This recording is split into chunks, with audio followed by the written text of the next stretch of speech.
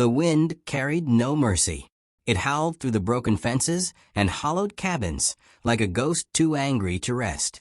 She stood barefoot in the frozen dirt, a shotgun in one hand, her children clinging to the other, watching as the last of her dead husband's kin rode away with smirks on their lips and fire in their wake. They had left her with nothing. But the land was watching, and somewhere beyond the edge of the prairie, a warrior was already turning his horse toward the sound of her silence. The wind howled like a wounded animal across the prairie, dragging the ash of what once was a home across the frozen soil. Smoke no longer rose from the chimney. There was no chimney now, only the ghost of its warmth. Where laughter had once rung, only the brittle creak of timbers remained. A mother stood barefoot on the cold earth, her dress torn at the hem, her eyes dull as slate. 2 children clung to her sides, a boy of 7 with sharp, frightened eyes, and a girl of 5 who sucked her thumb and stared wide-eyed at the nothingness where their lives used to be. The woman's breath left her in clouds, but she didn't shiver. Her body had forgotten how. Hunger had dulled even pain. Her husband's grave was buried beneath last month's snow, just beyond the fence he had once built by hand. She had buried him herself, kneeling in mud and grief, and then turned back toward a house that already felt like it was crumbling under the weight of its emptiness. They had come 2 weeks later, his kin, the in-laws, tight-mouthed and sharp-eyed, claiming what they believed was theirs. They did not mourn him, they barely acknowledged the children. They called her just a wife, as if that meant temporary, as if love could be revoked like a deed. They took the livestock, the tools, even the quilts. One of them spat on the floor and said, "You'll find your own way now. Our blood's not your burden." That night, she lit the last of the firewood and wrapped her children in coats too small.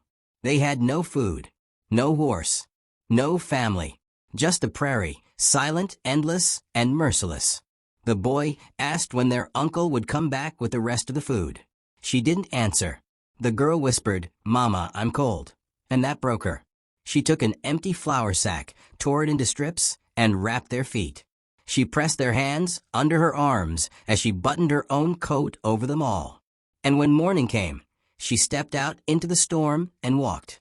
The path to the town was 20 miles of open plain and frozen air, but desperation has a way of pushing bodies beyond their breaking point. She walked until the skin at her heels bled and the girl whimpered with every step. The boy held her hand so tight her fingers went numb. Not once did she look back. By dusk, the sky turned a smoky lavender. The horizon swallowed the sun whole. She saw the steeple first, sharp against the sky like a splinter. Her legs trembled. The town was close. Relief fluttered weakly in her chest. She staggered into the church first, because God was supposed to be a refuge. The preacher stood behind the altar, polishing a brass cross. He looked at her the way a shopkeeper looks at a stray dog. She tried to speak, but her voice cracked. "We need help. Just food. Warmth." The preacher frowned. "The Lord helps those who help themselves." "We have children," she croaked. He handed her a Bible, not bread. She left without speaking again. At the general store, a man with grease-slicked hair eyed her children like they were thieves. "You've got no coin," he muttered. "We had cattle," she said. "They took everything." His family. He shrugged. "Not my problem. Winter's hard for everyone. Please." He turned away. She collapsed on the step outside. Her knees folded. Her body gave up. The children clung to her, their cheeks hollow with cold and hunger. The boy whispered, "Mama, get up." But she couldn't. The sky spun. Her eyelids fluttered. The sound of the wind grew distant. Then something else came. Not a sound. A stillness. A quiet that cut through the cold like a blade. A horse's breath misted in the air before them. Hooves pressed into the snow with unnatural silence. The rider sat tall and motionless, a shadow against the horizon. His face was painted with the colors of smoke and earth, ash gray and deep red. Feathers tied into his braid fluttered softly in the breeze. No rifle. No words. Just a long blade tucked into his side and a bough slung over his shoulder. The widow blinked slowly. She couldn't move. The boy stood protectively in front of her. The girl peered up, mesmerized. "Is he gonna hurt us?" the boy whispered. The man said nothing. Then he dismounted, stepped forward slowly, and crouched beside them. He looked at the widow. Not her dress, not her wounds. Just her eyes. She flinched. But she didn't move. He unwrapped a pouch from his waist, dried meat, hard bread, a water skin. He set it before the children. No gesture of kindness. No ceremony. Just necessity. Then he pulled a blanket from his horse and draped it over the three of them. She tried to speak. Nothing came. The children ate like wolves. The man stood again, watching the street, as if waiting for something to appear. Nothing did. When the moon rose, cold and pale, he gestured. One hand. A tilt of his head. She hesitated. Trust is a fragile thing on the frontier. But sometimes, dying is the less terrifying choice. She nodded. He lifted the girl with one arm, the boy with the other. They didn't cry. They clung to him like driftwood in a flood. The widow stumbled to her feet and followed, boots torn, blood in her steps. They rode out under stars that blinked like the eyes of ghosts. The horse moved fast and silent, as if it knew the way by memory alone. Trees swallowed them. The prairie gave way to hills, then woods. At last, they came to a clearing. He built a fire with practiced hands.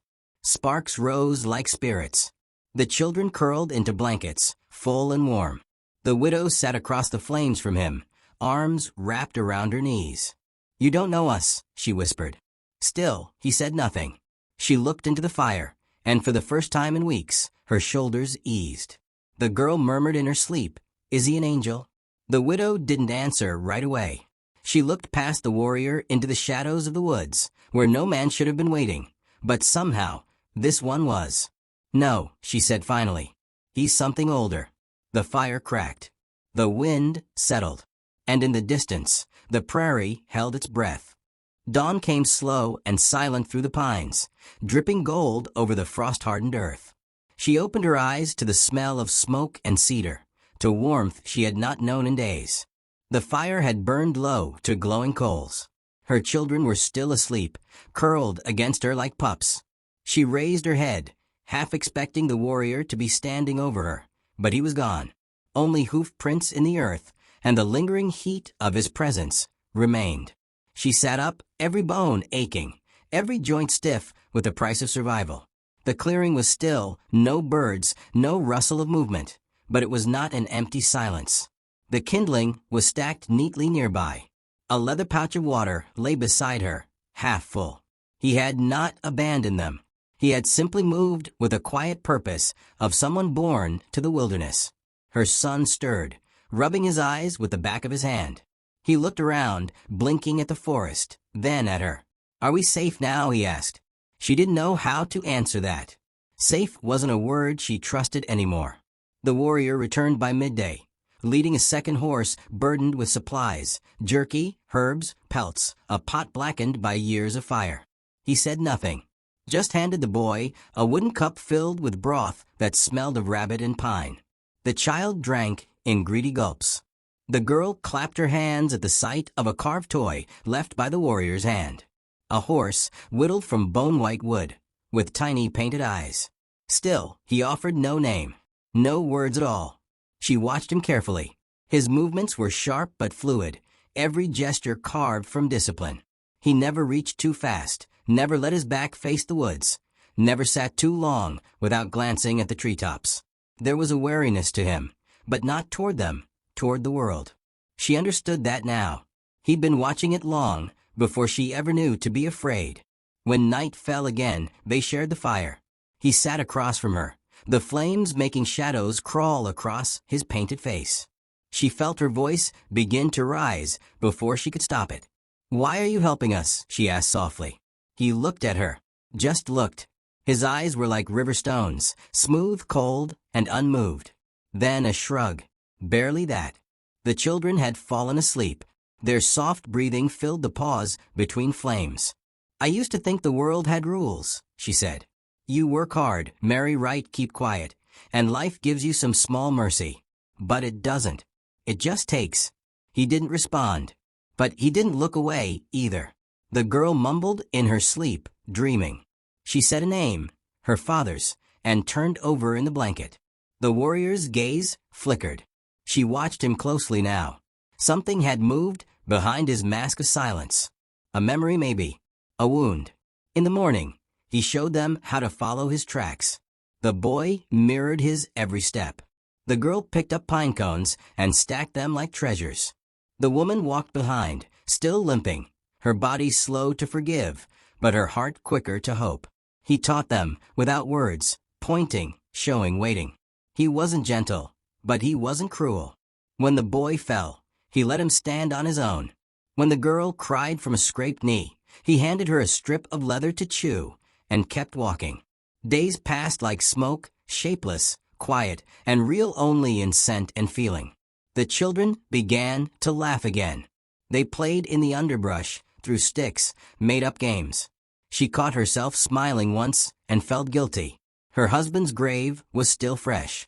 But the smile came again the next day, and the one after. Then came the hoofbeats. Not his. She heard them first, faint, distant, but wrong. He froze mid-motion, his hand slipping to his bow. He vanished into the woods before she could speak. Minutes later, 2 riders emerged onto the path above the clearing. Her in-laws. Their horses were lean, hard-eyed things. The men who rode them weren't much better.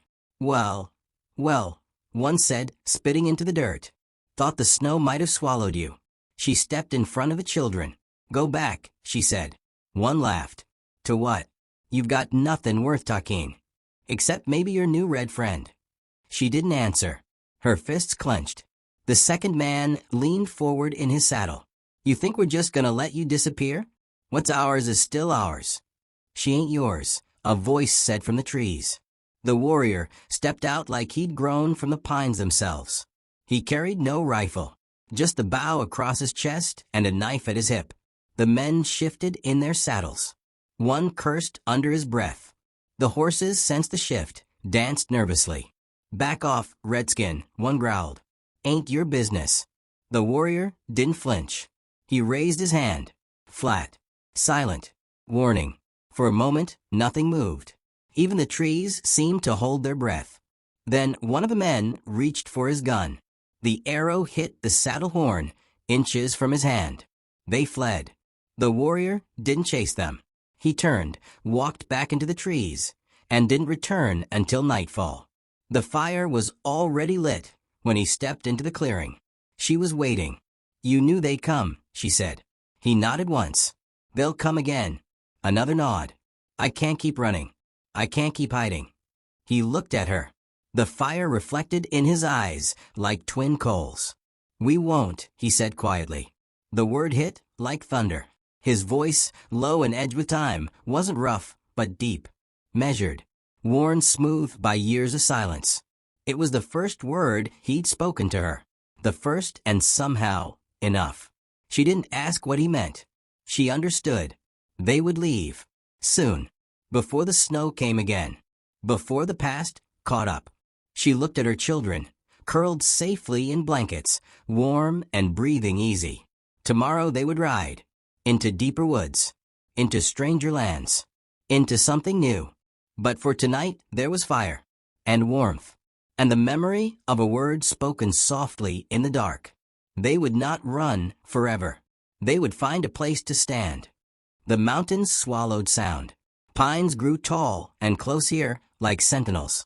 Snow clung to their boughs in silence. The world above the plains was colder, older, untouched by fences or sermons. It was here the warrior led them, step by careful step, past stone-carved trails and frozen streams, deeper into a land no map dared name. She rode behind him, her children nestled between furs on the second horse, heads bobbing with each sway of the trail. The widow had grown leaner, harder in the weeks since they fled. Her hands were calloused now, her shoulders taut from drawing water, chopping wood, hauling meat. Survival had reshaped her, no longer brittle, but honed. The warrior never looked back, but he knew where she was. He adjusted his pace to her mount's gait without being asked. He knew when she was tired by the sound of her reins. They rarely spoke, but that silence was not empty. It was built on things truer than words: shared firelight, shared hunger, shared fear. That night, they made camp beside a cliff face veined with ice. The wind screamed across the ridgeline, but he found a hollow in the rock, a natural shelter where the fire could burn without threat. The children gathered kindling. The boy had learned to spark flint. The girl handed him dry moss like it was sacred. She watched them with a quiet ache in her chest. They were changing too. They laughed less, but smiled more. There was weight behind their joy now, a depth born of near starvation and cold nights on church steps. Her son carved wood with focus. Her daughter mimicked the warrior's hand signs. The world had tried to break them, and instead it made them sharp. After the meal, the boy asked a question that had been waiting in his eyes for days. "Why did you save us?" The warrior looked into the fire, silent.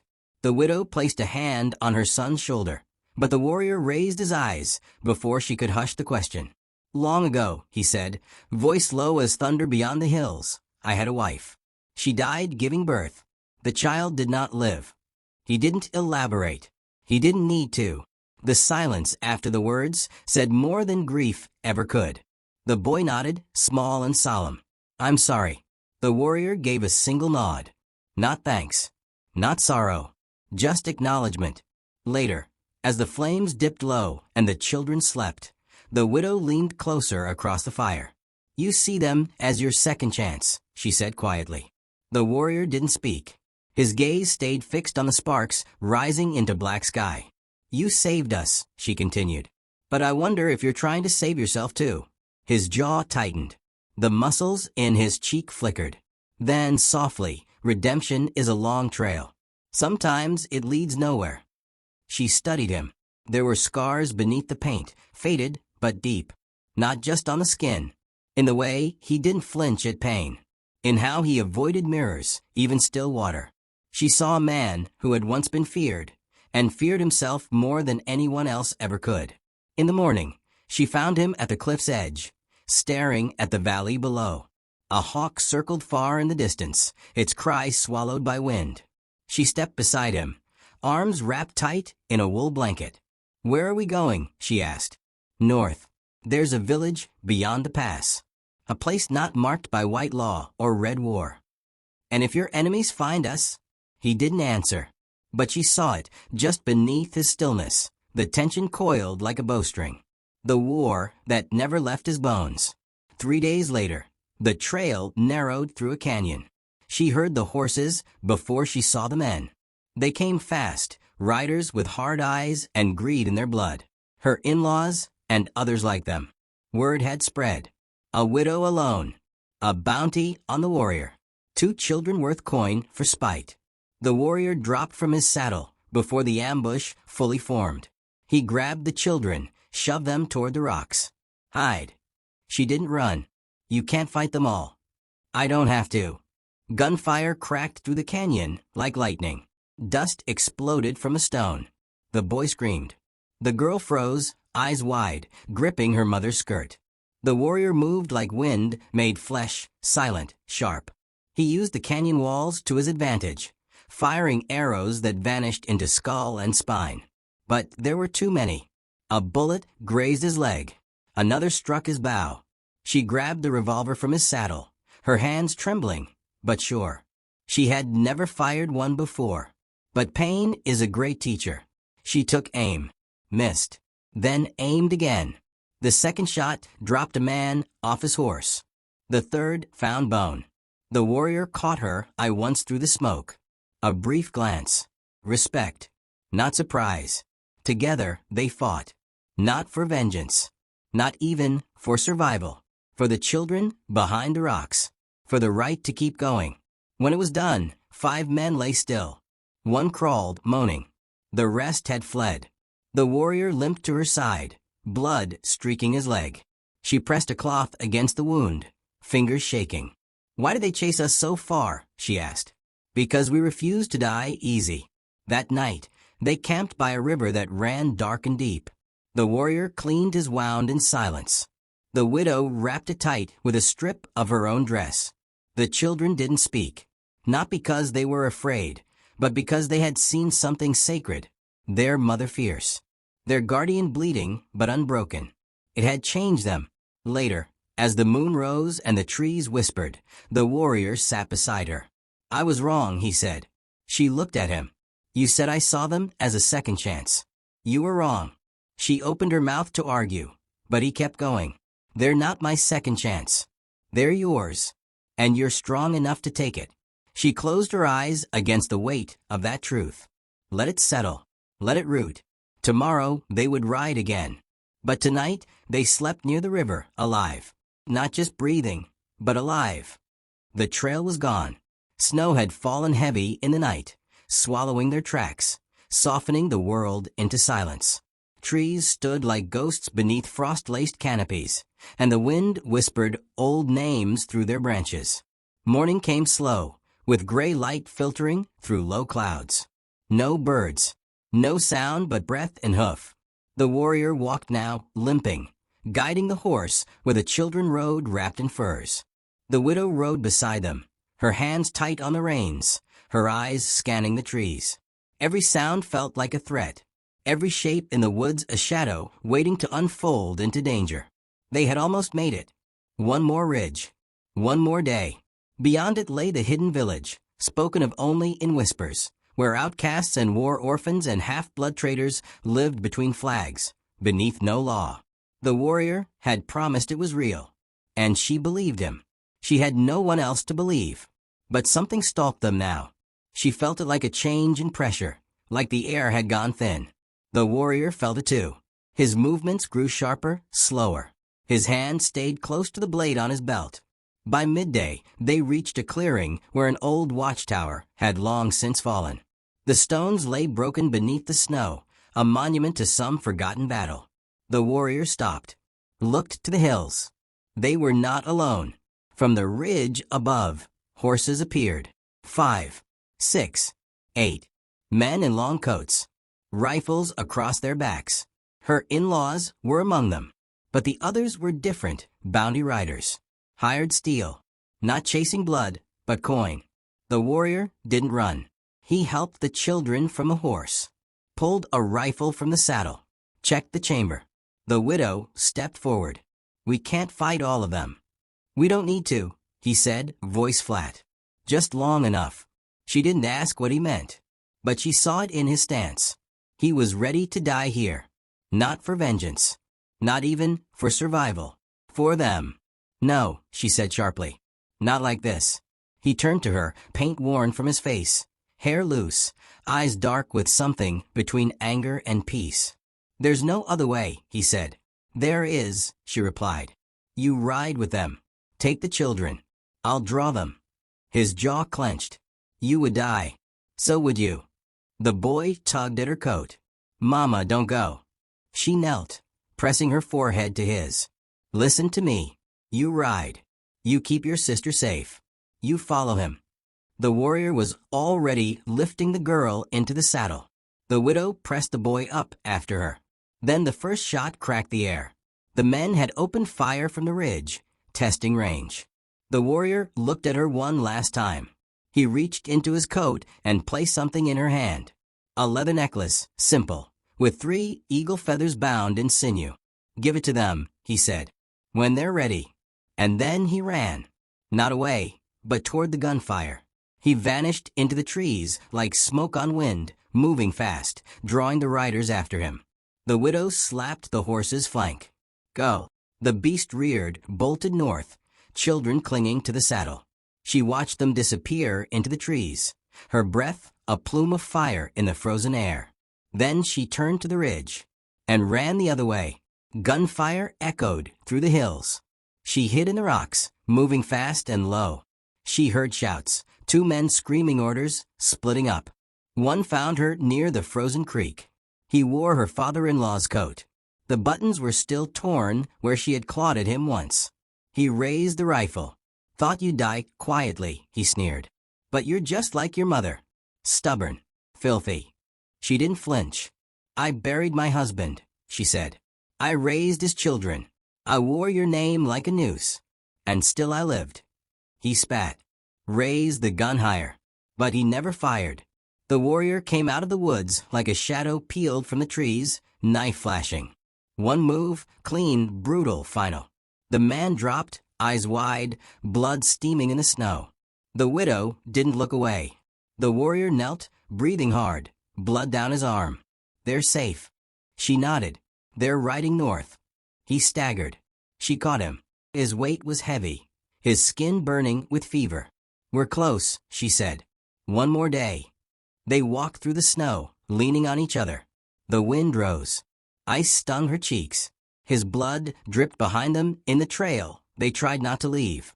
By dusk, they saw smoke on the horizon. Not black. Not fire.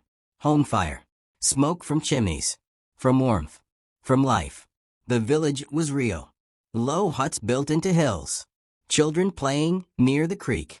Old women weaving in silence. Outcasts. Survivors. Free people. They were seen before they arrived. A young girl ran ahead. Then a bell rang. A welcome bell. Not alarm. Hands reached for them. Voices rose. The warrior fell to his knees, and the people caught him. She held onto his hand until they pried it from hers. They tended his wounds, fed her children, gave her blankets, water, names. In the morning, the sun broke through the clouds. The snow was melting. She sat on the porch of a stranger's home, her daughter in her lap, her son carving a toy from pinewood. The warrior came limping up the trail, face bare, eyes steady. He sat beside her, said nothing. He didn't need to. She reached into her coat and tied the necklace back around his neck. You gave it to me when I thought I'd lose everything, she whispered. Now I give it back. He looked at her. The silence between them was no longer a wall. It was a bridge, and beyond it, life. Not the one they had lost, but the one they had earned. A place to stand, a family to hold, a future not yet written. And behind them, the snow-covered trail slowly vanished into the trees.